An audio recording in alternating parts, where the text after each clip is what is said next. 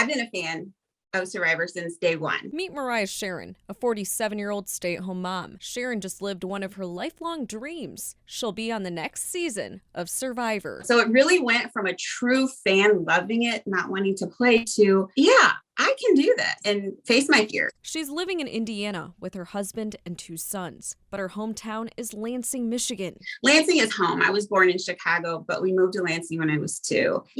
I had a great experience K through 12. And then I went on and went to Michigan. So I'm a Wolverine.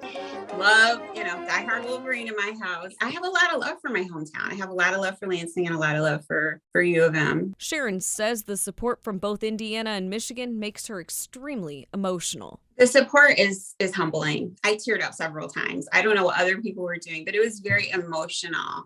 And most of it from Lansing, from home. Sharon says her sons love the show. And one day in 2019, they had a conversation that eventually led to a video submission. But Sharon says at that time, she would have never competed. I want to pause and tell you, I've always been a fan, but I never wanted to play. Like, I'm terrified of outdoors. I don't do outdoors. I've never been camping before this experience. So never, I think at that point, if Jeff would have called me personally and said, would you play? It's like, I love this show. I'm going to be a fan forever, but no, I don't want to play. A year later in March, her brother passed away from COVID-19.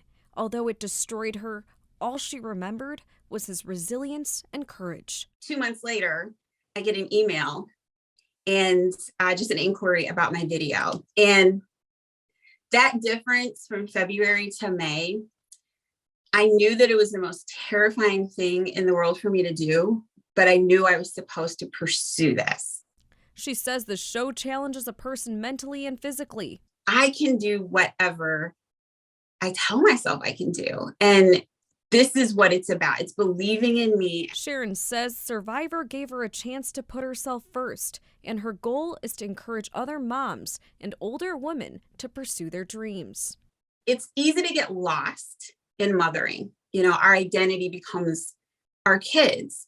And there's a space for that, but not at the cost of losing yourself. And I think I fell into that a little bit. I was just the boy's mom, which is an amazing thing to be, but Mariah is and was a person also. And I lost that. I can't speak for all mothers. I did. And I needed to dig in and reclaim myself, and this allowed me to do that. Here for you in Lansing, Samana Sheik, 6 News.